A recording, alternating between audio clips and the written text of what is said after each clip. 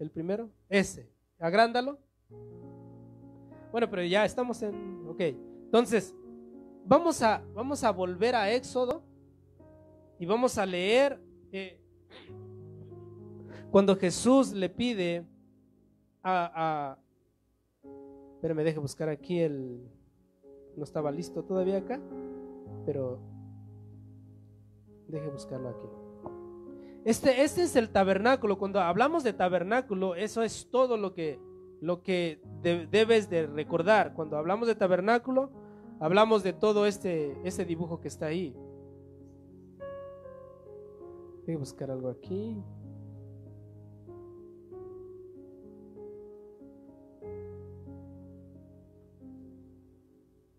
Éxodo 27, 1 al 19.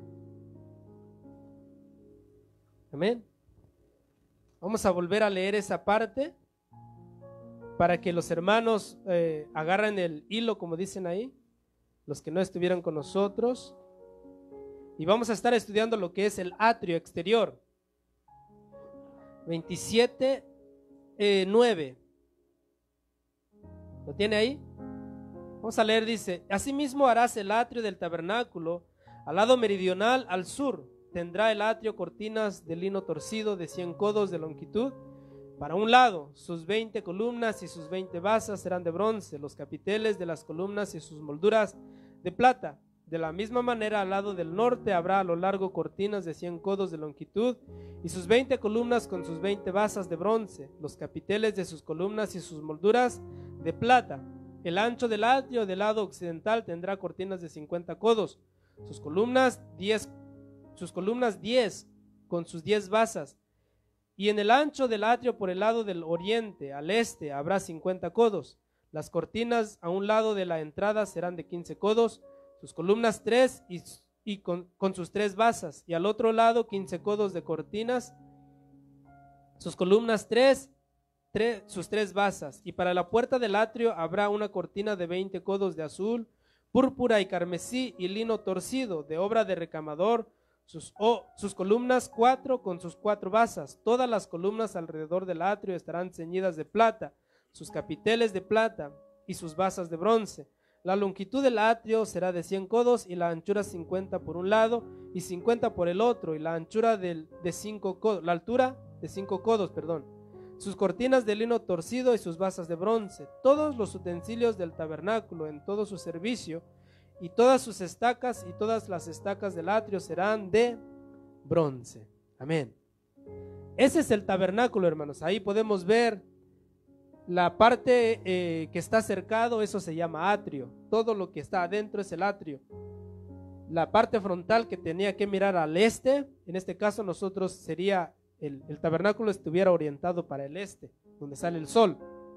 El lado norte, la parte más larga, un lado al lado norte, un lado al lado sur, la parte más larga, y el lado más corto enfrente va a estar al oriente, la puerta de entrada de acceso al oriente, y a la parte de atrás tenía que ser al oeste, ¿verdad?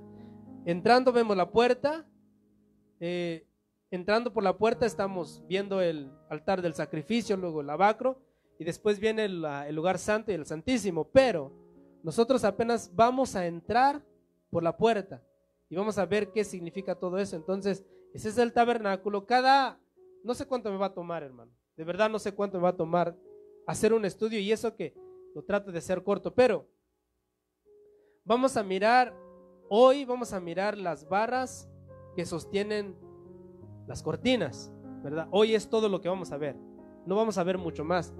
Le digo a mi esposa, después vamos a mirar lo que significa la puerta, ¿verdad? Porque la puerta tiene 4 colores: lino, azul, púrpura y carmesí, ¿verdad? Esta partecita, la entrada, está sostenida por 4 columnas, ¿verdad? Con sus basas. Vamos a ver qué significa eso, y después entrando vamos a ver qué significa el altar del sacrificio, el lavacro, y vamos a ir paso por pasito. Hoy vamos a estar estudiando solamente las barras, todo, nada más eso, ¿verdad? Y vamos a ver lo que acontece o el mensaje que Dios tiene para nosotros ahí. Vamos a leer el 27:9, ahí donde estábamos, el 27:9. Después de esta lectura vamos a orar, darle gracias a Dios y pedirle misericordia que nos haga entender su palabra. Amén. Bueno, ya leímos hasta el 18, ¿verdad? Quiero leer con usted el 17.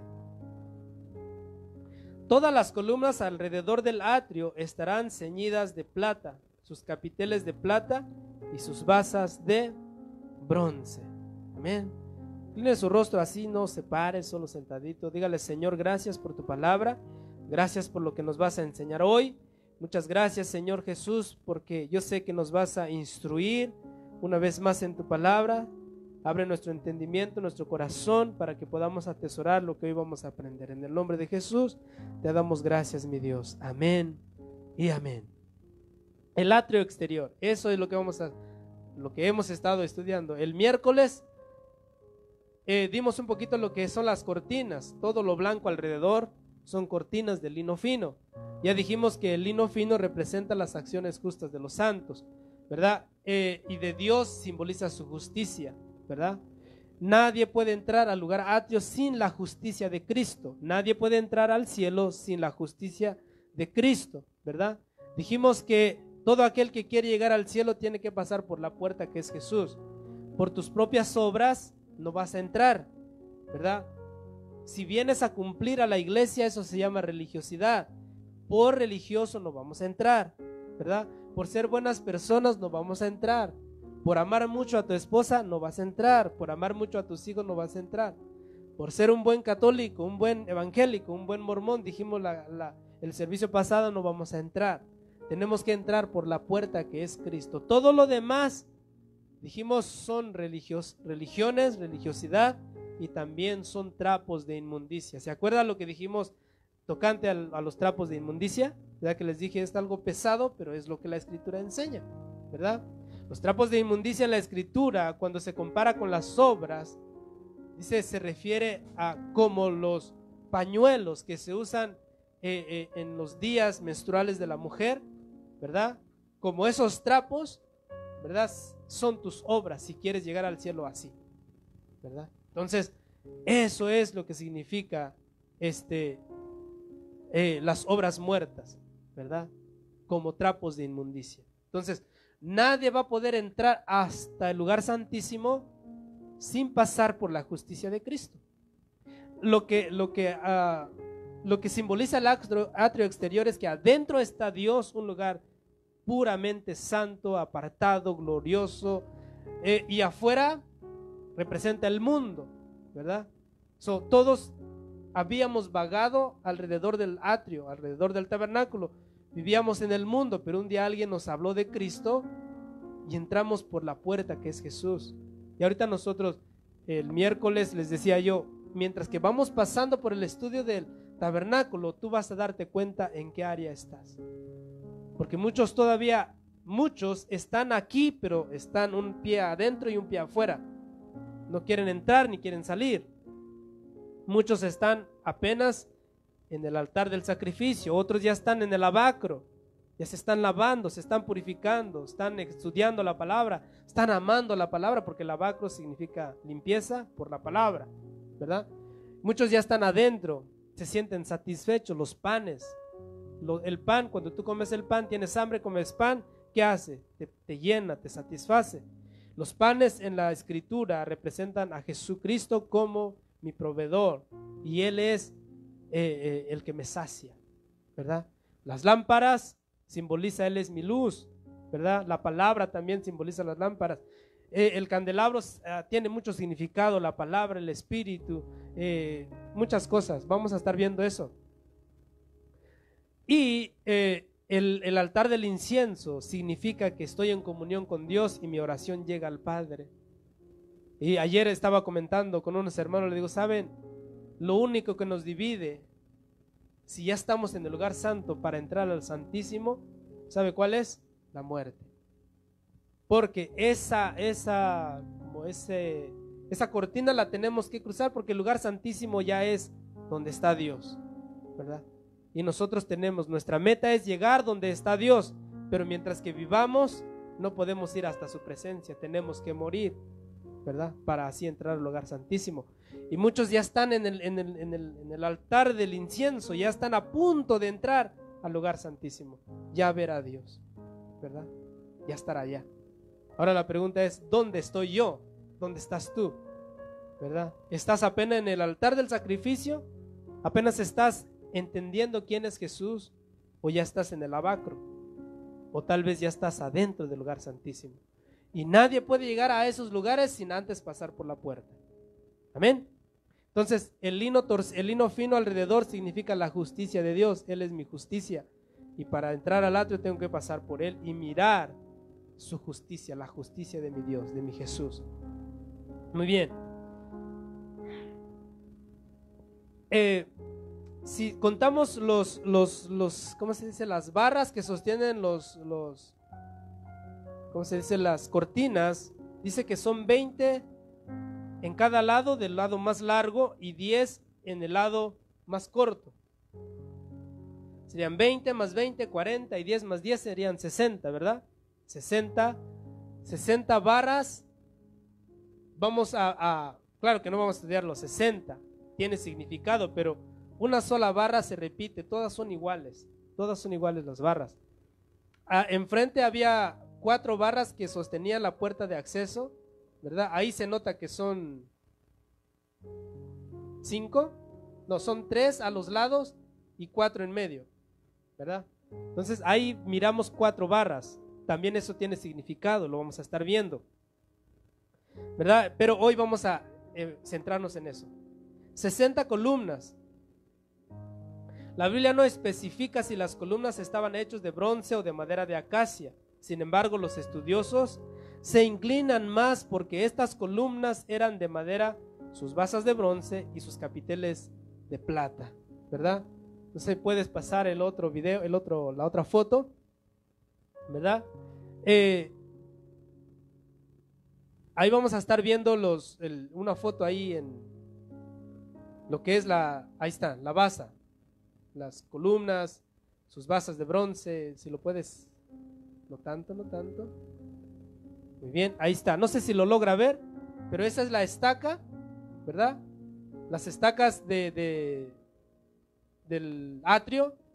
Si mira abajo, eso significa lo que es la basa de bronce. Eso es la base donde se ponía la barra. Ahí está la columna puesta sobre la base de bronce. El capitel, yo intenté buscar lo que es el capitel porque no entendía qué significa capitel, pero significa la terminación de la barra, es lo que significa, es todo. Su terminación, lo de arriba era de plata, ¿verdad? Tenían que ser sujetos por una estaca de bronce a los lados. Si mira la estaca ahí clavado en la tierra, y luego la cuerda, tenía que estar jalando la cuerda para que no se mueva la barra, la columna. Entonces vemos ahí basas de bronce, capitel de plata, la columna, las estacas y la cuerda. Eso es lo que vamos a estar viendo hoy. Cada cosa representa algo. ¿Ya ustedes saben que la plata representa? ¿Qué significa la plata? ¿Cómo? Restitución, ¿cómo se dice? Se me fue la palabra. Restitución, o mi sustituto, ¿verdad? Mi redentor. La plata significa redención, el bronce significa juicio, ¿verdad? La columna, muchos dicen que puede ser de bronce completo, pero la mayoría cree que las columnas eran de madera de acacia. ¿Se acuerda la madera de acacia lo que representa?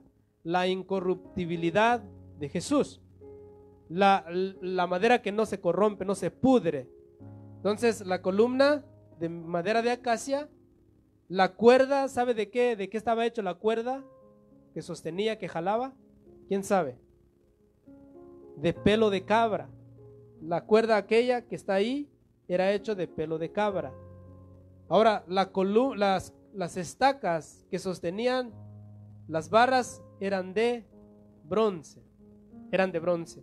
Y eso es lo que vamos a estar viendo hoy. Muy bien, para los que apuntan, vamos a comenzar. Primero, columnas de madera de acacia, es lo que vamos a empezar. Columnas de madera de acacia. Primero, recordemos lo que simboliza la madera de acacia. La acacia dijimos que es un árbol muy chueco, no crece recto, crece chueco. Otra cosa que tiene la madera de acacia es que tiene espinas, ¿verdad? Para trabajarla se necesita mucha paciencia. Dicen que ¿cómo se llaman? Los carpinteros que trabajan la acacia tienen que tener suma paciencia, ¿verdad? Uno como yo, que es impaciente al momento de espinarse con uno solo, lo dejamos, lo tiramos, ¿verdad? Trabajando en casa un ratito, yo decía, si no entra, yo lo quiebro y me voy a dormir, ¿verdad? Porque a veces así somos de desesperados. Pero la madera de acacia se tenía que trabajar con suma paciencia. Imagínense, ¿cuántos de nosotros hemos escuchado un refrán que dice, árbol que nace torcido? ¿Qué dice? ¿No saben? ¿Cómo? Ya así nació. Árbol que nace torcido, ¿qué dice? Jamás su tronco endereza, ¿verdad? Pero hasta cierto punto ese refrán no es válido en todos, porque cuando llega Jesús, lo chueco se pone recto, ¿verdad que sí? Ahora, las espinas, dice que la madera de acacia tiene muchas espinas, ¿verdad? Entonces, la madera de acacia, en su naturaleza chueca y en su naturaleza de espinos, representa al ser humano caído. Escuche bien, lo chueco y lo espinoso representa al ser humano caído. Pero en su incorruptibilidad, en su dureza, representa a Jesús humano, incorrupto, perfecto, ¿verdad? Así que, viendo eso, vamos a ver, la columna simboliza a Jesús siendo el humano perfecto. La madera de acacia simboliza la naturaleza 100% humana de Jesús. Él es Dios encarnado, no era mitad Dios y mitad hombre. La Escritura dice que Él no se escatimó el ser igual a Dios. ¿Alguien aquí ha visto películas que representan un poquito ¿cómo se dice? No la historia, hay una palabra específica para eso. Se me fue. Como las historias fantasiosas de los griegos, ¿cómo? La mitología. ¿Han visto películas de mitología griega? ¿Quién ha visto aquí? ¿Sabe qué es mitología? ¿No saben qué es mitología, hermana? ¿Sabe qué es mitología? Hermano, mitología es como historias, mitos que no son verdades. Por eso se llama mito, logos, mitología, ¿verdad? Estudio de los mitos, de las creencias. Y en las creencias griegas, a veces el dios Zeus, ¿verdad?, bajaba y tenía intimidad con las mujeres, y así nacía Perseo, así nacía Hércules, ¿verdad? O a veces esos dioses bajaban a la tierra y tomaban formas de animales, mitad hombres, ¿verdad? En la mitología griega podemos ver a un toro, ¿verdad? Su cuerpo de toro, de buey, pero su pecho y su cabeza son de hombre, ¿verdad? Entonces eso se llama mitología. Los griegos creían eso, de que los dioses venían y tomaban cuerpo de animal, pero tenía cabezas, tenía manos, tenía bocas y hablaban. Entonces eso se llama mitología. Jesús, o la palabra de Dios, no dice que Jesús vino y tomó un cuerpo mitad hombre, mitad Dios. No. Dios era 100% hombre. Se cansaba, dormía, comía, bebía, ¿verdad? Pero también era Dios. ¿En qué momento vemos que se cansaba? Cuando iban en el barco. Dice que se durmió en la popa y empezó la tempestad y los discípulos, maestro, levántate, despiértate que perecemos. Jesús se levanta. ¿Por qué? ¿Por qué tienen poca fe? ¿Dónde está su fe? Y dice que le dice al mar y al viento, calla, enmudece. Y se hizo grande bonanza, se calmó todo. Ahí está Dios. Miramos su humanidad dormido, su divinidad cuando calma las tempestades. Ahí está Dios, hombre y Dios. Jesús, hombre y Dios. ¿verdad? Entonces, no es como la mitología griega, mitad Dios, mitad hombre. Era él 100% hombre, pero también era Dios encarnado. Como Dios encarnado se limitó a estar en todo lugar, porque Dios está en todo lugar. Cuando Jesús venía a él, le decía a Jairo, le decía, ven y sana a mi hija. No le dijo, oh, yo ya estoy allá, tú estés aquí, pero yo estoy allá, la sané. ¿Verdad que no le dijo eso? Le dijo, llévame con ella. ¿Por qué? Si bien podía hacerlo en la divinidad, en el cuerpo estaba limitado para estar en todo lugar, ¿verdad? Entonces, vemos a Dios, o a Jesús en este caso, que dice, Él no escatimó ser igual a Dios, sino que se sujetó a obediencia al Padre hasta llegar a la muerte y muerte de cruz. Filipenses 2, 6, 8. Estamos en la columna, vea la columna ahí. Estamos estudiando la columna que simboliza a Jesús. Filipenses 2, 6 al 8. Lea ahí conmigo. Filipenses 2, 6 al 8. Dice así: y estando en la condición de hombre, perdón, vamos a leer desde el 5. Dice: haya pues en vosotros este sentir que hubo también en Cristo Jesús, el cual, siendo en forma de Dios, no estimó ser igual a Dios como cosa a que aferrarse, sino que se despojó a sí mismo, tomando forma de siervo, hecho semejante a los hombres, y estando en la condición de hombre, se humilló a sí mismo, haciéndose obediente hasta la muerte, y muerte de cruz. Fíjese, Dios siendo Dios, no escatimó, no se aferró, no dijo, no, yo no voy, sino que dice, Él no escatimó ser igual a Dios y se entregó. Amén, se entregó por nosotros. En otra versión, en la Nueva Traducción Viviente, se lo voy a leer, dice: tenga la misma actitud que tuvo Cristo Jesús. Aunque era Dios, no consideró que el ser igual a Dios fuera algo a lo cual aferrarse. En cambio, renunció, esa palabrita, renunció a sus privilegios divinos, adoptó la humilde posición de un esclavo y nació como un ser humano. Cuando apareció en forma de hombre, se humilló a sí mismo en obediencia a Dios y murió en una cruz como morían los criminales. Para entender esto tenemos que ver y retroceder a la historia y mirar cómo morían los criminales en la época romana. Y los criminales morían en la cruz. Por eso dice la Escritura, y fue muerto hasta, o fue obediente hasta la muerte, y muerte de cruz. El Señor Jesús vino en obediencia al Padre a dar su vida en sacrificio por amor a nosotros.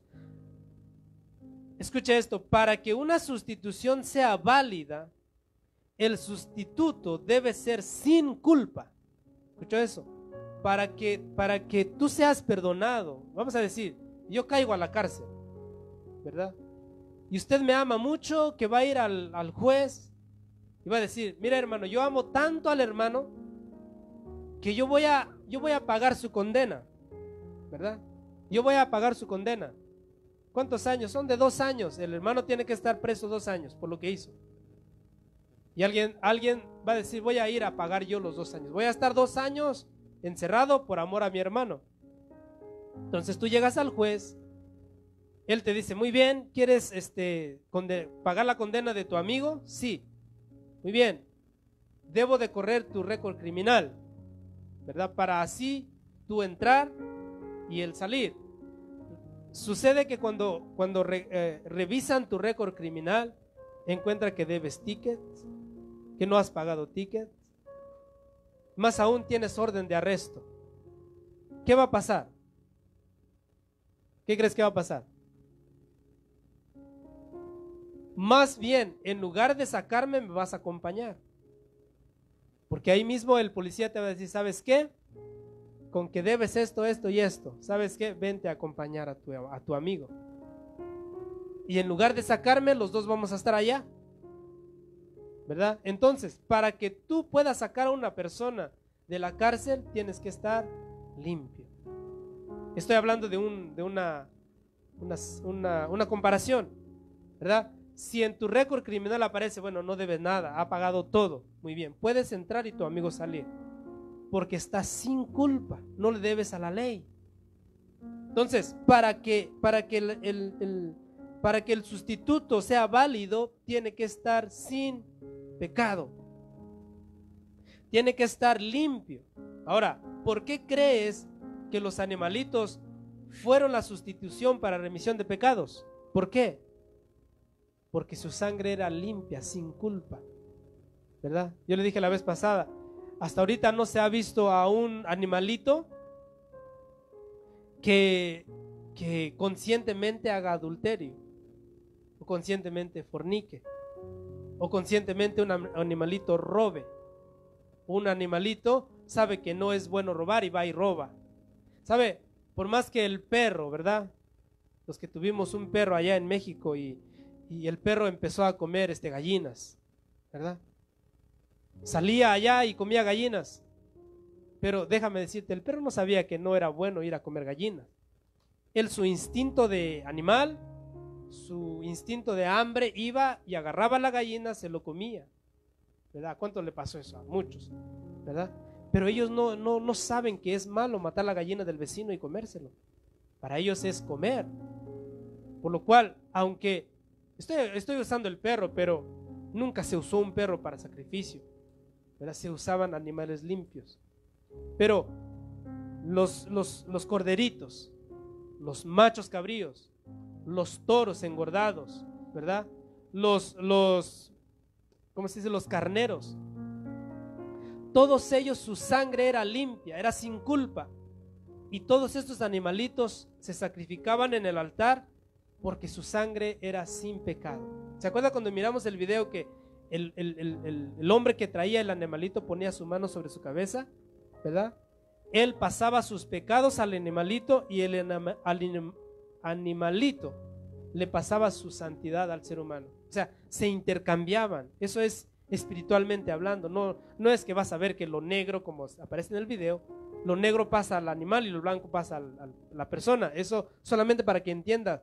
Lo malo del hombre pasa al animal y el animal sin culpa pasa a ser sustitución del ser humano y por ende la persona iba perdonada, ¿verdad? Para que la sustitución sea válida era necesario alguien sin culpa. Es por eso que se usaban animalitos sustitutos para redimisión de pecados. Un animal no tiene conciencia de pecado, entonces su sangre era sin culpa, por tanto acepto a Dios. Juan el Bautista en Juan 1:29, vaya para allá. Juan el Bautista, al ver a Jesús, dijo: he ahí el Cordero de Dios que quita el pecado del mundo. Juan 1:29. Note que Jesús fue comparado con el animalito que se sacrificaba en el altar del sacrificio. He ahí el Cordero de Dios que quita el pecado del mundo. Dice ahí, Juan 1:29, dice: el siguiente día vio Juan a Jesús que venía a él y dijo: he aquí el Cordero de Dios que quita el pecado del mundo. ¿Escuchó, hermano? Él es el que quita el pecado del mundo, no nada más de un pueblo como Israel, sino que quita el pecado de todos nosotros. Jesús es tipificado en el tiempo de la ley por los corderos, sacrificios para remisión de pecados. Y como cordero sin mancha, Dios aceptó el sacrificio de Jesús, ¿verdad? Jesús, dice la Escritura, fue tentado en todo, pero sin pecado. Hebreos 4:15. Estamos estudiando la columna. Hebreos 4:15. Yo sé que todo esto ya lo ha escuchado, pero tal vez no lo ha mirado desde el punto de vista del tabernáculo. Y hoy es lo que estamos viendo. Hebreos 4:15 dice: porque no tenemos un sumo sacerdote que no pueda compadecerse de nuestras debilidades, sino uno que fue tentado en todo según nuestra semejanza, pero sin pecado. ¿Escuchó? Tentado en todo, pero sin pecado. La pregunta es: ¿en dónde fue tentado Jesús? ¿Alguien se acuerda? ¿Dónde? En el desierto. ¿Cuántas veces? 3 veces fue tentado. Mateo 4.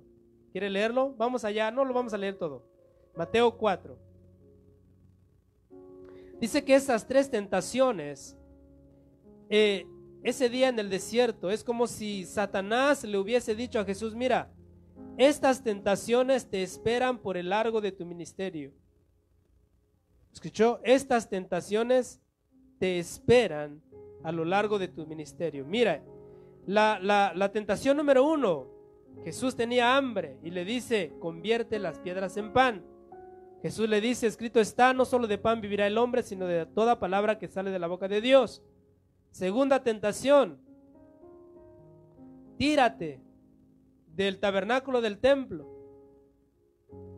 Además, el diablo le dice, el 6, escrito está, a sus ángeles mandará acerca de ti, y en sus manos te sostendrá para que no tropieces con tu pie en piedra. Mire, hermano, sabes que Jesús dice que fue llevado al, ¿quién sabe qué es pináculo? Es el lugar más alto del templo. Y ahí Satanás le dijo: mira, tírate. Podemos entender que cuando Jesús fue llevado ahí en el espíritu, ¿verdad? Es como si fuese arrebatado del desierto y de repente estaban en el pináculo del templo y Satanás le dice: mira, tírate. Pregunta: ¿tú crees que abajo del templo había gente? ¿Sí o no? Sí, había gente. ¿Y cuál era la tentación de Satanás a Jesús? Mira, si te tiras, y escrito está que los ángeles vienen a levantarte, mira, no vas a pegar en el suelo, porque Dios mandará a sus ángeles y te sostendrán. Ahora, imagínese a Jesús tirándose desde el pináculo del templo. La gente está allá abajo, notan que alguien se está tirando abajo, pero que de repente no se azota con el piso, sino que los ángeles vienen y le sostienen. ¿Qué cree que hubiera pasado en la gente que estuviera ahí? ¿Qué hubieran dicho? Hubieran dicho: este es el Mesías, este es Dios. ¿Sabe el problema que hubiera ocasionado eso? Como nosotros cuando vemos una sanidad. En el momento creemos, en el momento nos gozamos. Se levantó el paralítico y mira, hasta levantó su silla. Pero esa emoción dura 2 días, 3 días, a lo más 4 días. Después vuelves a tu vida normal. Entonces, esa tentación de Satanás a Jesús hubiera impedido que la gente hubiese creído por fe. La tercera tentación, ¿cuál fue? Dice: todos los reinos te daré si postrado me adorares. Fue Jesús y le dijo: vete de mí, Satanás, porque escrito está: al Señor tu Dios adorarás y a Él solo servirás. 3 tentaciones. La primera, pan. La segunda, poder. La tercera, riqueza. ¿Escuchó? ¿Por qué es más fácil que cae el hombre? El hombre cae cuando tiene hambre. ¿Sabe eso? ¿Sí o no? El hombre cae cuando hay hambre. Y no estoy hablando de debilidad, ¿verdad? Cuando una persona, y mire, es triste que cuando una persona toca fondo, recurre a lo más bajo, hasta, si es posible, vender su cuerpo por comprar comida. Estamos hablando de una situación ya muy hasta abajo. Y por el hambre venden hasta sí mismos. ¿Que por qué otra cosa cae el hombre? Por el poder, ¿verdad? Por el poder. Cuando un hombre tiene suficiente poder, mira hacia abajo a los demás y se pierde. ¿Por qué otra cosa se pierde el ser humano? Por las riquezas. Y a Jesús, estas 3, ¿se acuerda cuando multiplicó los panes y los peces? Pan, comida. ¿Sabe que después que comieron, estas personas le quisieron hacer rey? Porque llenaron sus estómagos, querían ponerlo por rey. Es como si dijeran: ¿sabes qué? Este nos da de comer. Es como nosotros a veces miramos a los políticos. Toda la culpa es de los políticos, pero no trabajamos, no hacemos lo que debemos. pero la culpa es de los políticos. En sí, ellos dijeron, si ponemos de rey a Jesús, comida segura, ¿verdad? De la riqueza, el poder, de todo esto fue tentado el Señor. Y a lo largo de su ministerio le quisieron hacer rey, ¿verdad? Le ofrecieron riquezas para callarlo, pero él siguió su propósito. Así es que mire, hermano, mire lo hermoso que es la palabra de Dios en lo que es la pura columna. Los animalitos eran una solución temporal, mas cuando vino el Hijo de Dios, su sacrificio por el pecado fue una vez y para siempre. Y ya no es necesario más los sacrificios de animales. Hebreos 10. Hebreos 10. Vea ahí conmigo Hebreos 10. Por eso le dije que yo, aunque quisiera ir rápido, a veces por lo que el Señor sé que en su escritura dice, tenemos que hablarlo. 10:1 dice así: porque la ley, teniendo la sombra de los bienes venideros, no la imagen misma de las cosas, nunca puede, por los mismos sacrificios que se ofrecen continuamente cada año, hacer perfectos a los que se acercan. De otra manera, cesarían de ofrecerse, pues los que tributan este culto, limpios una vez, no tendrían ya conciencia de pecado. Pero en estos sacrificios cada año se hace memoria de los pecados, porque la sangre de los toros y de los machos cabríos no pueden quitar los pecados. Por lo cual, entrando en el mundo, dice: sacrificio y ofrenda no quisiste, mas me preparaste cuerpo, holocaustos y expiaciones por el pecado no te agradaron. Entonces dije: he aquí, vengo, oh Dios, para hacer tu voluntad, como en el rollo del libro está escrito de mí. Diciendo primero: sacrificio y ofrenda y holocaustos y expiación por el pecado no quisiste, ni te agradaron, las cuales cosas se ofrecen según la ley. Y diciendo luego: he aquí que vengo, oh Dios, para hacer tu voluntad. Pregunta: ¿estamos en la ley sigue en vigencia? Mire lo que dice el apóstol Pablo, bueno, el autor de Hebreos, que se cree que es el apóstol Pablo, diciendo luego: he aquí vengo, oh Dios, para hacer tu voluntad. ¿Qué dice ahí? Quita lo primero. ¿Qué es lo primero? La ley, los sacrificios. Quita la ley de los sacrificios, quita lo primero para establecer esto último. En esta voluntad somos santificados mediante la ofrenda del cuerpo de Jesucristo, hecha una vez y para siempre. ¿En qué voluntad somos santificados? ¿En lo primero o en lo postrero? En lo postrero, en la gracia, en el sacrificio de Jesús. Quita lo primero, quita todo este rito, quita todo este culto y establece la fe. Establece el solamente creer en Jesús. Por eso ya nosotros no traemos animales, no traemos sacrificios, no hacemos todo lo que se hacía en la ley, porque esto era sombra de lo que usted y yo disfrutamos hoy. Mire, hermano, para los israelitas mirar las columnas, las cuerdas, las estacas, las bases de bronce, los capiteles de plata, no entendían nada. Ellos solamente creían: pues es una barda que nos impide entrar al atrio. Pero para nosotros es una sombra de lo que había de venir. Y la sombra era más, la persona es más real que la sombra, ¿verdad que sí? Yo, si quiero hablar con usted, no busco tu sombra, ¿o sí? No, yo te busco a ti. No puedo hablar con tu sombra. Así que eso simbolizaría la columna. Jesús, 100% hombre, pero también Dios. Esa es la columna, apenas entramos ahí. La columna. 2, las basas de bronce. Ya usted mira las basas, si lo pone un poquito grande así para que miren lo que son las puras basas, si puedes. Las basas son en sí, podemos entenderlo también como base, la base de la columna. Amén. Dice: las basas de bronce eran el fundamento que sostenían las columnas. Estas basas no permitían que las columnas se hundieran en la arena del desierto. Eran anchas, planas y fuertes. Ahí se asentaban las columnas. El bronce representa juicio, sufrimiento sobre el pecado. Muchas veces el pueblo de Israel murmuró contra Dios, pero hay una en la que vemos que Dios les juzgó y les hizo sufrir con serpientes ardientes en el desierto, ¿verdad?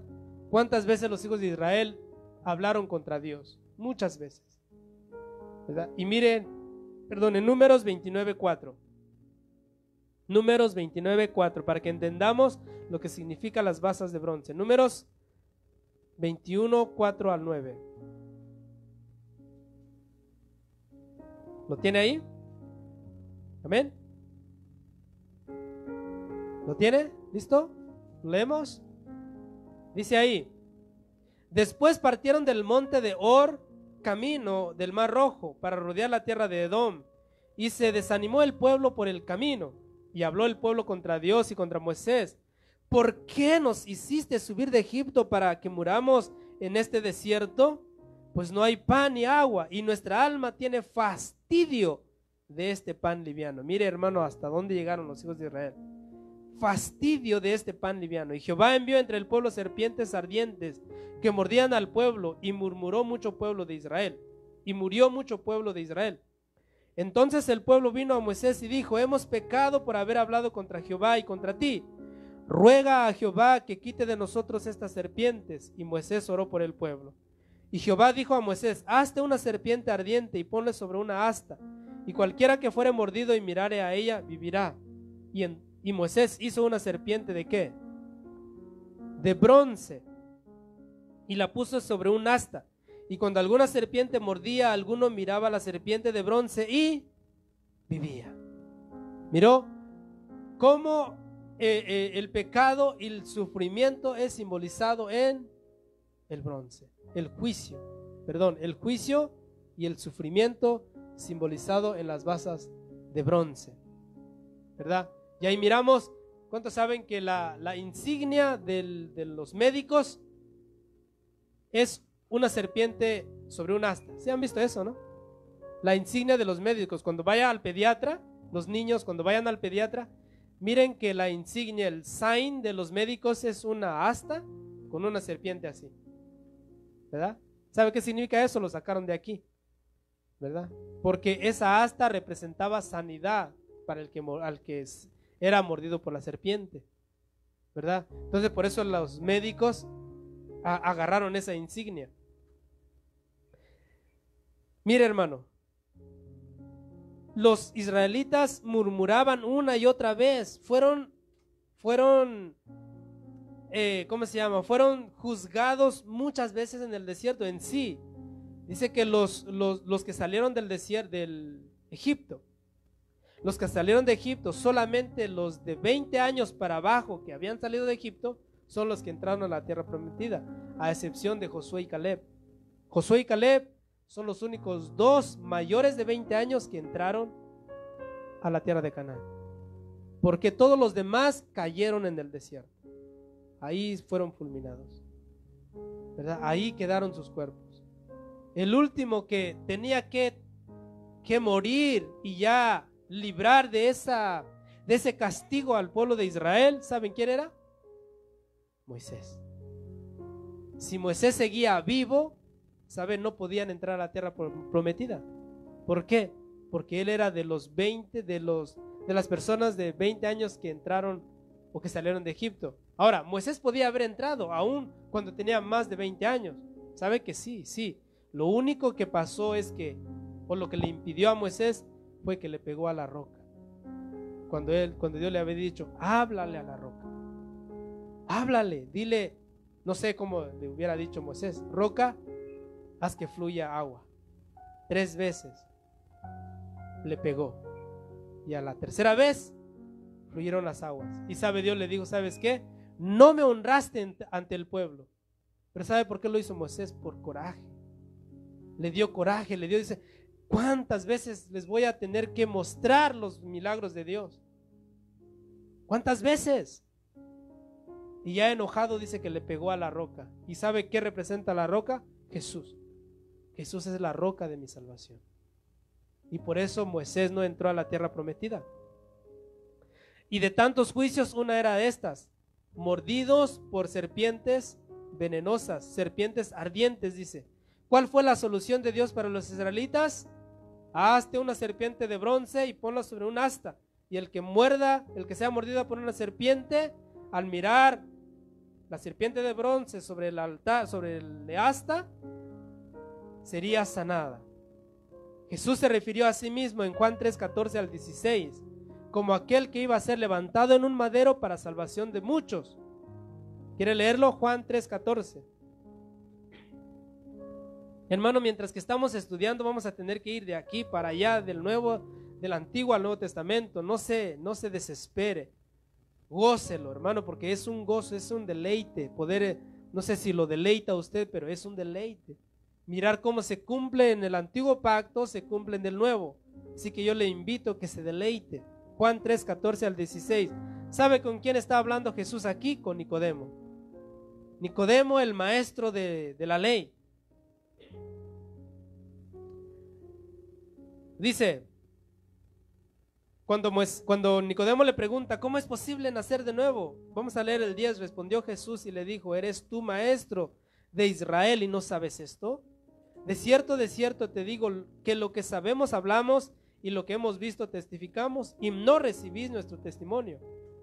Y si os he dicho cosas terrenales y no creéis, ¿cómo creeréis si os dijere las celestiales?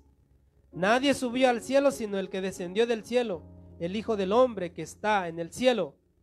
Y como Moisés levantó la serpiente en el desierto, así es necesario que el Hijo del Hombre sea levantado, para que todo aquel que en él cree no se pierda, mas tenga vida eterna. ¿Qué provocaba la serpiente de bronce sobre el asta cuando alguien lo miraba si era mordido? ¿Qué provocaba? Si uno era mordido por la serpiente, automáticamente si miraba, volteaba su rostro al asta de bronce, con la serpiente ahí, dice que no ocupaban drenarle la sangre, quitarle el veneno de la serpiente, no ocupaba nada de eso, solamente mirar la serpiente de bronce y automáticamente se sanaba. ¿En dónde fue levantada la serpiente? Sobre un asta. Ahora Jesús dice, así como, ¿se acuerdan cómo levantó Moisés la serpiente en el desierto? Así el Hijo del Hombre, se refería a sí mismo.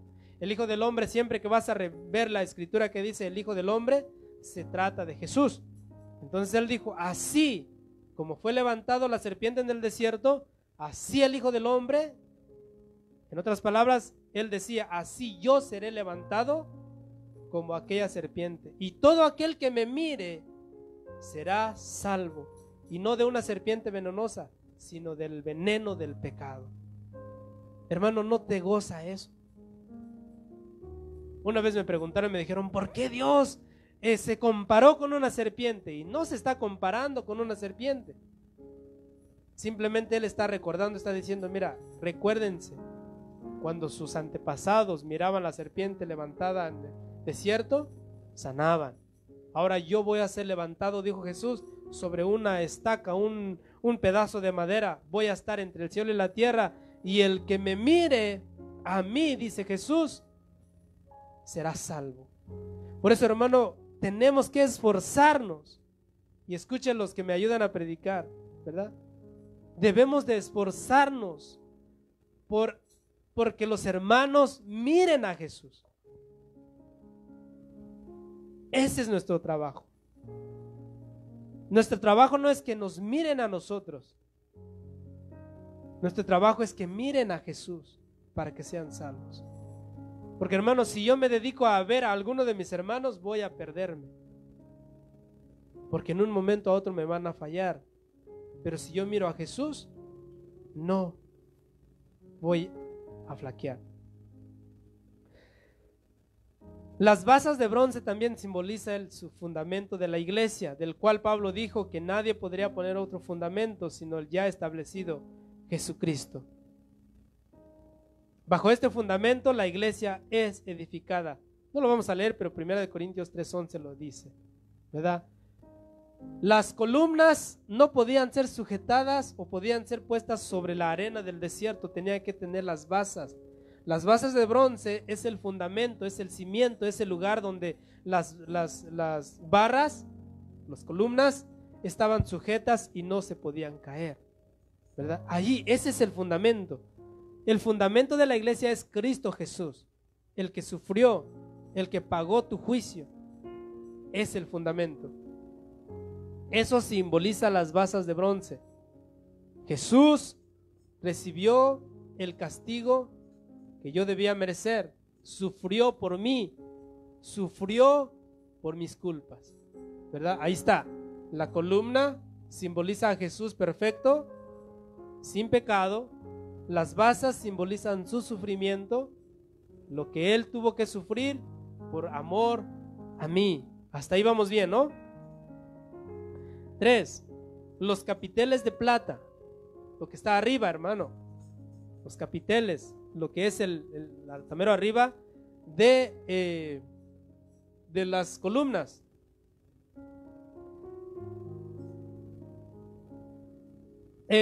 La plata con la que estaban rematadas las columnas representan la redención. Escuche, la plata simboliza redención. De hecho, las molduras y capiteles procedieron de la plata fundida que provino del precio del rescate que los israelitas pagaron para poder ser contados en el censo.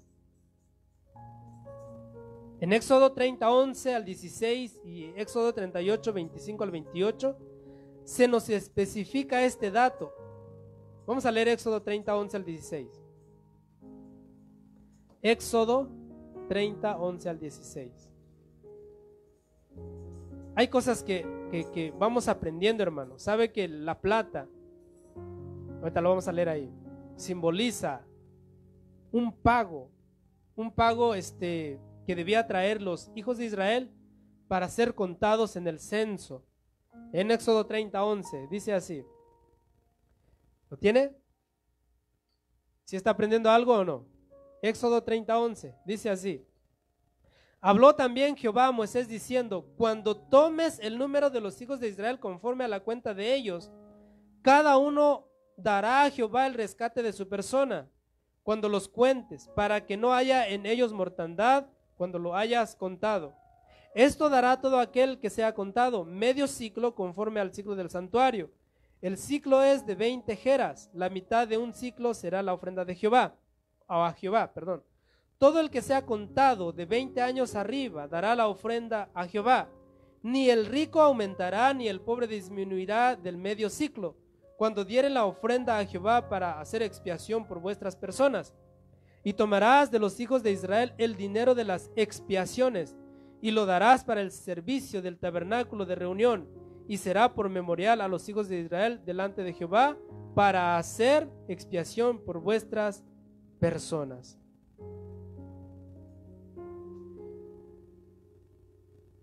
Déjeme ver aquí si hay una cita bíblica aquí cita bíblica que me lleva a un que creo que puede ser interesante. A ver, que puede sostener lo que vamos a explicar.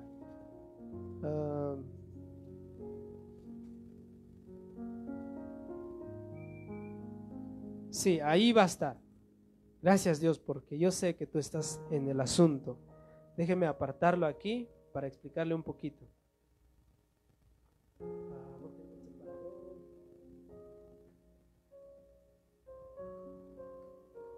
Cuando ocupas algo no lo encuentras. ¿Cuánto les pasa? ¿No? Cuando ocupan algo no lo encuentran. Muy bien. Vamos a entender lo que dice la Escritura. Voy a leer en esta traducción para que sea un poquito más entendible. Dijimos Éxodo 30, 11, ¿verdad? Éxodo 30, 11. Aguante, hermano, aguante. Y ahorita nos vamos. Éxodo 30, 11. Aquí está. Dice, escúchelo. Entonces el Señor le dijo a Moisés: cada vez que hagas un censo del pueblo de Israel, cada hombre contado tendrá que pagar al Señor un rescate por sí mismo. Así ninguna plaga herirá a los israelitas cuando los cuentes. Ok, en esta traducción nos dice de manera más específica, que dice que cuando se debe de censar al pueblo, cada censado de 20 años, y solamente se refiere a los varones, cada censado de 20 años para arriba tendría que pagar una cantidad de plata de redención al templo. Ahora se entiende, ¿no? ¿Por qué la plata? Porque dice, si uno se atreve a ser censado sin pagar la plata, le iba a venir plagas y probablemente iba a morir. Cada persona contada tendría que dar una pieza de plata como ofrenda sagrada al Señor. Este pago es de medio ciclo según el ciclo del santuario, que equivale a 20 jeras. Todos los que hayan cumplido 20 años deben dar esa ofrenda sagrada al Señor, cuando presenten esta ofrenda al Señor para purificar sus vidas y hacerse justos delante de Él. Hacerse justo ante Él. El rico no dará más del monto establecido y el pobre no dará menos. Recibe el dinero del rescate de los israelitas y úsalo para cuidar el tabernáculo. Esto hará que el Señor se acuerde de los israelitas y servirá para purificarles su vida. Ahora mire, ¿se acuerda de un evento en el cual murió mucho pueblo por causa de un censo? ¿Se acuerda? ¿Quién sabe? ¿Cómo? Dice el nacimiento de Jesús en los tiempos de Herodes, pero hay uno más específico. ¿Sabe? Lea conmigo segunda de Samuel. No lo vamos a leer todo, solamente el 24:15 de Samuel. 24:15.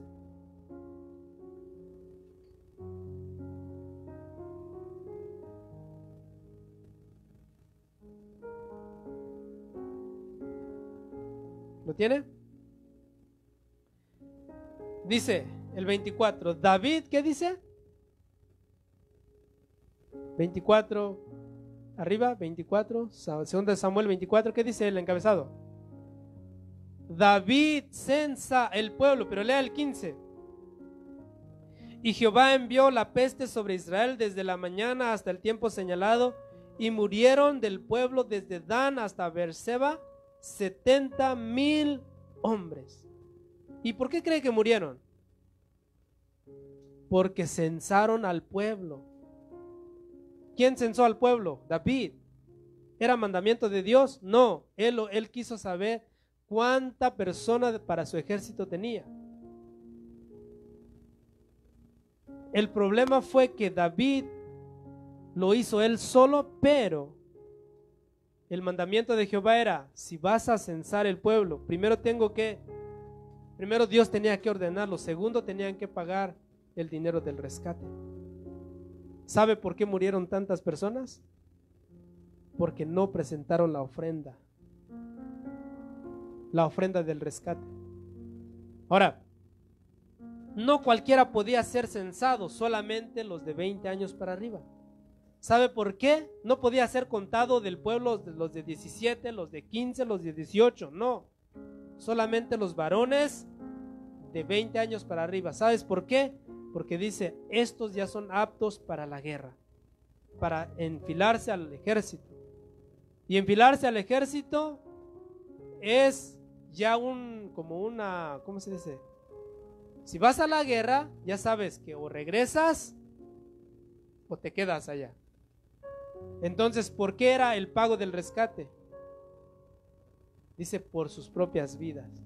Por si iban a la guerra y no regresaban, ya habían pagado el rescate por sus almas. Entiéndalo, hermano, el rescate, ahora dice, el rico no dará más de lo que es especificado, pero el pobre no dará menos, sino que pobres y ricos, hombres de 20 años, si son censados, tienen que presentar la ofrenda específica de plata. ¿Y saben qué se usó la plata? En los capiteles, ¿verdad? En los capiteles se usó la plata que era recogido del censo cuando los israelitas pagaban la ofrenda debida por la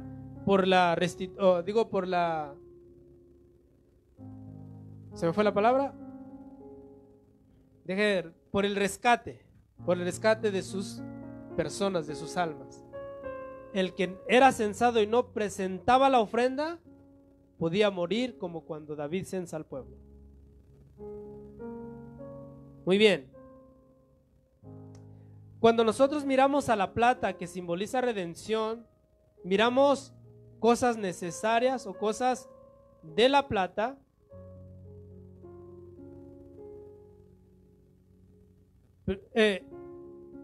Varias cuestiones del capital o de capital importancia acerca de la plata, del capitel de la barra, que se desprenden de estos textos en lo que se refiere a la redención. Uno, era necesaria, o sea, el pago del rescate era necesario. Sin ella no se podía ser contado en el censo, lo cual nos enseña que sin redención, por medio nadie puede pretender ser parte del pueblo de Dios. ¿Escuchó? Sin redención no se puede pretender ser del pueblo de Dios. Muchas veces encontramos personas que dicen: oh, yo soy de la religión cristiana, pero no vienen a la iglesia, no saben cantar ni un canto, no saben ni un texto bíblico, no saben ni siquiera qué simboliza lo más básico del evangelio, pero son cristianos. Y así como en el censo tenía que ser pagado un precio, así también en el evangelio tenemos que pagar un precio para ser hechos hijos de Dios. Es necesario. Dos, era idéntica para todos. Cada uno debía pagar la misma cantidad por su rescate. Así que esto es lo mismo, que todas las personas tienen el mismo valor ante Dios. ¿Escuchó, hermano? Tú vales igual que él, todos valemos lo mismo. Un solo medio de rescate, la mitad del ciclo de plata, que no podía ser sustituido ni alterado por otro tipo de pago. O sea, no puedes decir: oh, bueno, no tengo plata, pero traigo oro. Mira, te doy oro en lugar de plata. No, tenía que ser plata. Por más que el oro valiera más, la ordenanza era plata para redimir. Un solo medio de rescate. Amén. Ahora bien, estas verdades tienen su contrapartida o su contraparte en el Nuevo Testamento con el rescate de Cristo efectuado por nosotros. Ha habido un precio de rescate que no ha consistido en pago material, sino en la sangre, en la vida del Hijo de Dios. Primera de Pedro 18:19. Apúntelo y lo lee en casa. Dice que no fuimos rescatados por oro, plata o cosas materiales, sino por la sangre de Jesucristo. 2. Es necesario porque sin sangre no hay remisión de pecados. ¿Se acuerda? Casi todo en el tabernáculo, recuérdese de la primera imagen, era purificado con sangre, y sin sangre no hay remisión de pecados. Hebreos 9:22. Es igual para todos, porque todos somos deudores por la misma razón, el pecado. Romanos 3:23. Por cuanto todos pecaron, hemos sido destituidos de la gloria de Dios. Otra, es un medio de rescate, estamos hablando del Nuevo Testamento, es un medio de rescate único, sin importar trasfondo, pertenencia o condición. La fe en su sangre es lo que redime a cada cual. Romanos 3:25. Todos esos versículos los puede leer en casa porque ya se nos fue el tiempo. Entonces, ya miramos, vamos, tres cosas. La columna, Jesús, 100% hombre, perfecto, sin mancha, sin pecado, incorruptible. Jesús recibió mi juicio, recibió y sufrió, representado en la basa de bronce. Un hombre perfecto sufrió el castigo para mi redención. ¿Escuchó? El hombre perfecto sufre el juicio, el castigo para mi redención. ¿Ok? Nos faltan dos: la cuerda y la estaca. Vamos a ver. ¿Ya se cansaron?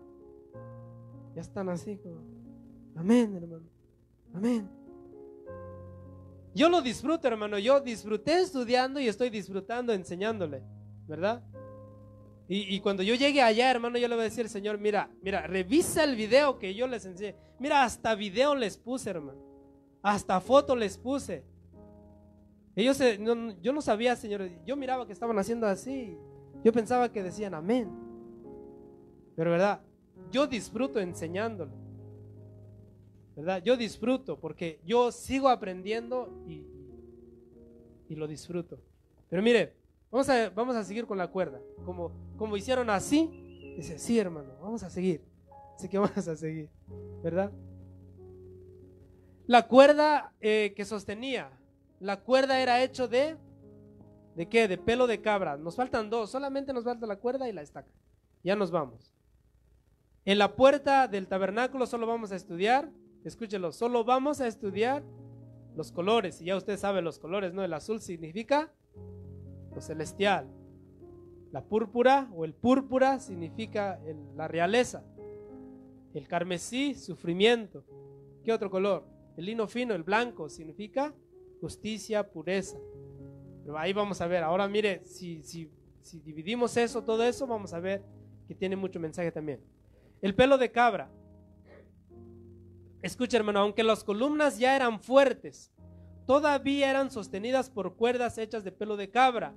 Recordemos que la cabra representa el pecado. En el día de Yom Kippur se ofrecía un macho cabrío para remisión de pecados, de los pecados del pueblo. Levíticos 16, 7 al 8.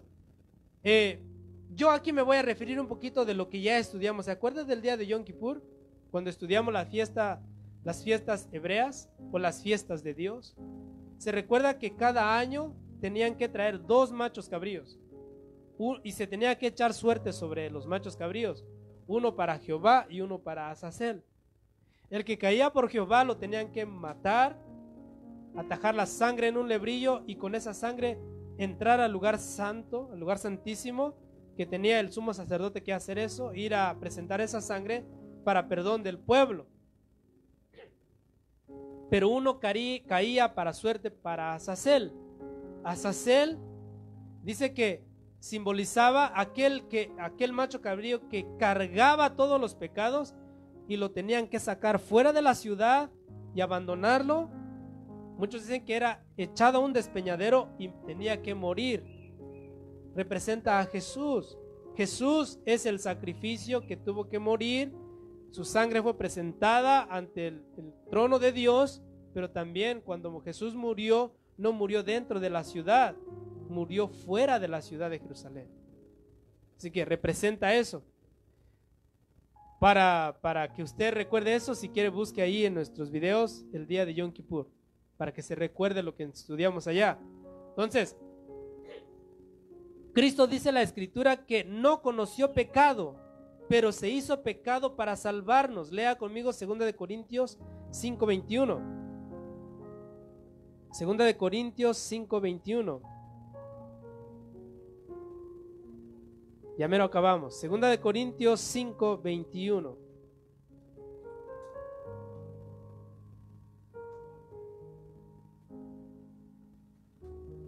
Vamos a leer 20. Así que somos embajadores en nombre de Cristo, como si Dios rogase por medio de nosotros. Os rogamos en nombre de Cristo, reconciliaos con Dios. ¿Se acuerda de lo que hablábamos al principio? Reconciliaos con Dios. 21. Al que no conoció pecado, por nosotros lo hizo ¿qué? Pecado. Por nosotros lo hizo pecado, para que nosotros fuésemos hechos justicia de Dios en él. ¿Qué simboliza la cabra?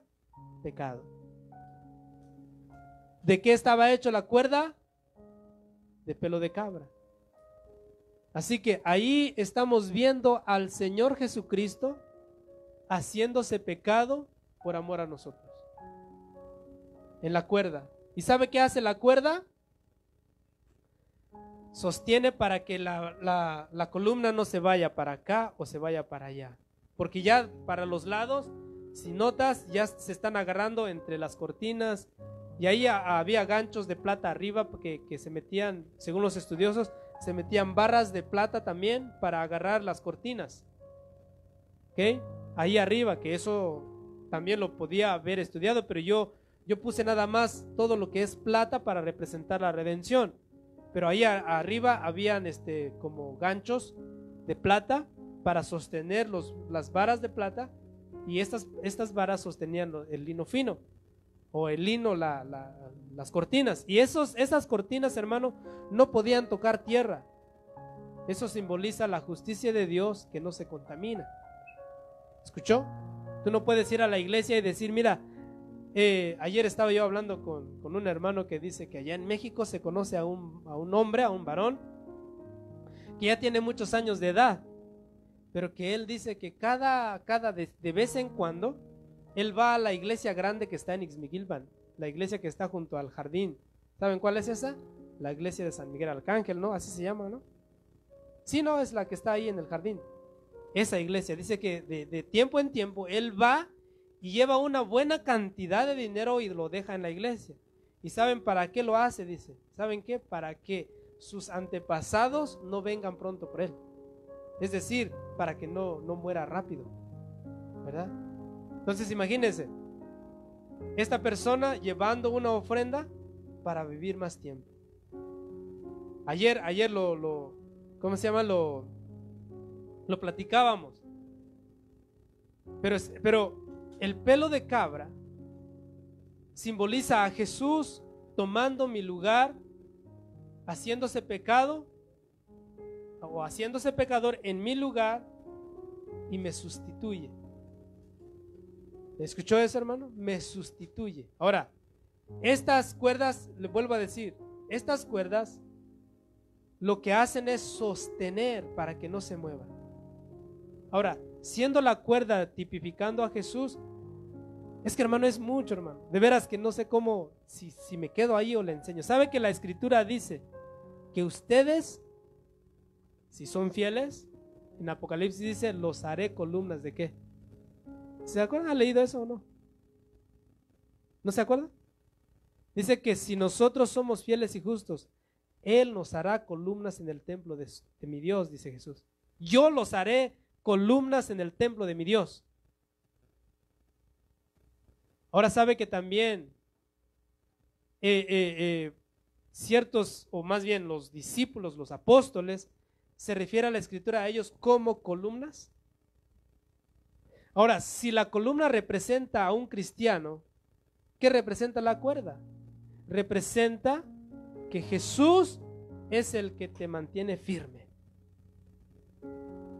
No permite que vayas para allá así. Te mantiene firme. Y en sí ahí representa al cristiano redimido, con su fundamento, buen fundamento, con Jesús sosteniéndolo. Ahora, ¿qué representan las estacas de bronce? Último, ya terminamos. Las estacas de bronce. Otra vez, el bronce, recordemos, simboliza juicio, sufrimiento. La justicia de Dios demandaba la muerte del ser humano por causa de su pecado, porque la paga del pecado es muerte. O sea, nosotros merecíamos la muerte, pero Jesús, al tomar nuestro lugar y hacerse pecado por nosotros, recibió el juicio de Dios que nosotros merecíamos. Por su sacrificio somos perdonados. Las estacas de bronce debían estar enterradas hasta la mitad. No sé si lo puedes acercar. Creo que ahí no lo tengo. Bueno, hasta la mitad. Estas estacas representan la muerte de Jesús, la parte enterrada. Tenía que ser enterrado, hermano, exactamente a la mitad. Mire, ahí está. Ahí dice el Evangelio en las barras del atrio exterior. Hágalo grande, hermano. Menos. Sí lo puede leer ahí, ¿verdad? Ok. Entonces, mire, la estaca, los puntitos que están ahí simbolizan la tierra, pero la estaca tenía que ser enterrada hasta la mitad. Pero parte de la estaca tenía que estar sobre la tierra. Eso significa muerte, estar enterrado, pero también significa resurrección, la parte de arriba. Juan 10:18. Vamos a leer esa y con eso terminamos. Juan 10:18. Juan capítulo 10, verso 18. Las tripas ya están molestando, ¿verdad? Juan 10:18 dice: nadie me quita la vida, sino que yo de mí mismo la pongo, porque tengo poder para ponerla y tengo poder para volverla a tomar. Este mandamiento recibí de mi Padre. Mire, Jesús dice: nadie me quita la vida, yo la pongo y la vuelvo a tomar. Jesús con gozo y alegría fue a la muerte y muerte de cruz, sin olvidarnos que Jesús, cuando estaba en el Getsemaní, le oró al Señor y le dijo: pasa de mí esta copa, pero si no es posible, dice, hágase tu voluntad y no la mía. Ahora sí, vuélvalo a poner así hágalo en grande y no, háganlo en grande para que veamos todo. No, todo esta cosita acá. Ajá, no, ese. Ponlo en grande y hágalo un poquito grande ahora, para que lo lean. Muy bien, con esta imagen vamos a terminar, así. Con esta imagen quiero terminar, hermanos. Un poquito más, porque ahí dice el evangelio eso, mira, así, sí lo puede ver, ¿verdad? Dice ahí, el evangelio en las barras del atrio exterior, es lo que estudiamos hoy. Eso es lo que simboliza, mire. Dice, él es el Salvador, está hablando de Jesús. La base de bronce, el juicio. El poste de madera de acacia, la carne que no se corrompe, el cuerpo incorruptible. El tope de plata o el capitel, Él es mi redentor. La cuerda de pelo de cabra, se hizo una ofrenda de pecado, Él se hizo pecado por mí. La estaca de bronce, todo el juicio vino sobre Él y lo llevó hasta la muerte. Hasta la mitad simboliza la muerte y la resurrección de Jesús. Entonces, en esa estaca podemos decir, Jesús, el cuerpo incorruptible, perfecto, se hizo pecado en la cuerda de cabra, se hizo pecado por amor a mí. Recibió mi juicio para redimirme. Y por ese castigo sufrió la muerte y muerte de cruz. Pero no solo eso, murió y al tercer día resucitó. Ahí está el evangelio en las estacas del atrio. Hermanos, si no le produce una alegría saber esto, no sé qué nos puede alegrar. Porque le digo, hermano, lastimosamente esto no se enseña en las iglesias ya. Ya no estamos predicando lo que es Jesús para nosotros. Y mire, por eso la escritura en Hebreos dice claramente, esto es una sombra de lo que había de venir. Jesús estaba tipificado en ese material del tabernáculo. Pero nosotros tenemos la persona y es Jesús. Ahora, en el próximo estudio estudiaremos la puerta que entra, que lleva al atrio, y va a ver cómo también ahí tenemos un mensaje hermoso. Amén. Póngase de pie. Vamos a darle gracias a Dios. Amén. Yo he escuchado predicadores, incluso tal vez yo mismo he dicho, cuando un orador se para en un púlpito, y llámese púlpito o llámese estrado, donde tal vez un político habla a la gente o donde un político trata de llegar a la mente de la gente, no lo sé, pero en una buena oratoria se dice que tiene que tener introducción, ¿verdad? Desarrollo, conclusión y aplicación, ¿verdad?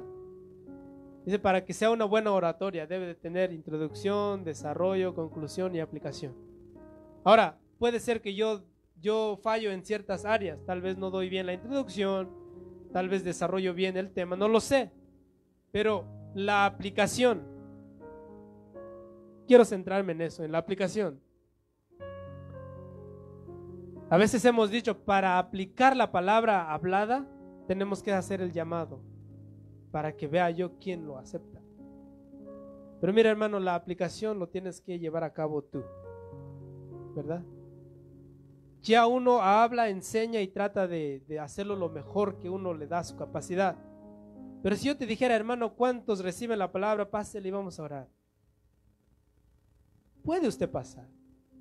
El problema es cómo vas a vivir allá después que te vayas. Y si realmente vas a atesorar lo que estamos aprendiendo. Porque si atesoras la palabra, te va a beneficiar a ti.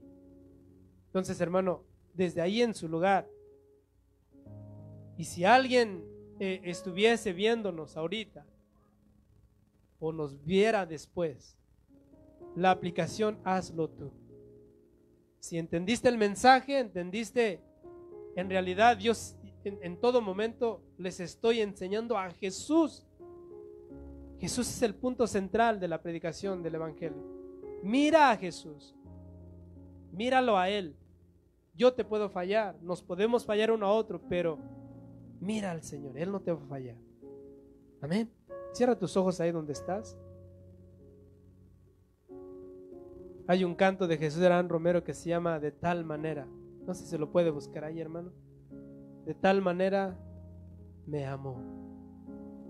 Mientras escuchamos el canto, vamos a darle gracias a Dios. No lo ponga a alto volumen, que nos dé también para orar a Dios, darle gracias a Dios, porque su amor y su fidelidad han sido grandes. Amén. De tal manera se llama el canto. Gracias, Señor, te damos en esta hermosa mañana. Agradézcale al Señor, hermano. De verdad, tenemos mucho que agradecerle a Dios. Si estamos de pie es porque Él nos sostiene. Si estás de pie es porque Él te ha extendido su misericordia. Si estás de pie es porque Él le place darte un día más de vida. No porque lo merezcamos, sino porque Él es bueno. Amén. Dios y Padre que estás en el cielo, te damos gracias en el nombre de Jesús. Una vez más, gracias por tu hermosa palabra, Señor. Usted conoce, Señor, el corazón de cada uno de nosotros, Señor. Usted sabe, Señor, cómo vengo yo delante de tu presencia, Señor. Usted sabe cómo están mis hermanos delante de ti, Señor. Yo no conozco la condición de cada uno, Señor, pero tú eres Dios y tú lo sabes. Dios, hemos hablado tu palabra, Señor, lo mejor que nos da nuestra capacidad. Mi Dios, yo te ruego, Señor Jesús, que si en algo hemos errado, Señor, si en algo he errado, te ruego que me perdones. Pero en mi corazón está solamente predicar tu bendita palabra, Señor. En todo, Señor Jesús, lo que he hablado en esta mañana, Señor, he tratado, Señor, de mostrarle a mis hermanos que tú estás ahí, Jesús, que eres el único, Señor, que puede salvarnos, eres el único que puede redimirnos. Señor, el pago por nuestros pecados, Señor, eres tú, mi Jesús, el único que lo pudo pagar. Nadie, Señor, ningún sacrificio, Señor, pudo ser tan perfecto como el tuyo. Y después de ese sacrificio no se necesitan más sacrificios de toros y machos cabríos, Señor. Dice tu palabra, tú sacrificaste tu vida una vez y para siempre. Y ahora todo aquel que cree en ti será salvo, Señor. Padre bendito, en el nombre de Jesús, yo te ruego que atraigas las miradas de mis hermanos hacia ti, bendito Dios. Atrae, Señor, que todos te miren a ti, Señor. Tú eres el tema central del evangelio, Señor, que todos te miren a ti. Tú eres el importante, tú eres el que, Señor, sostiene, Señor, con tu mano poderosa la iglesia, Señor. Tú eres el que da vida a la iglesia. Sin ti la iglesia no es nada, Señor. Mi Dios amado, yo te ruego que mis hermanos se vayan, Señor, sabiendo que tú les amas, que, Señor Jesús, tú deseas una comunión con ellos, Señor.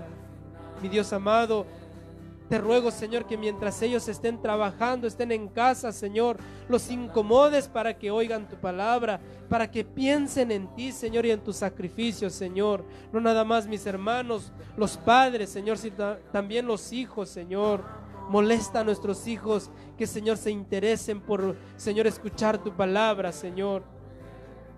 Redargúyenos cuando te fallamos, Señor, y perdona nuestras ofensas, Señor Jesús, y ayúdanos a perdonar a los que nos ofenden, Señor.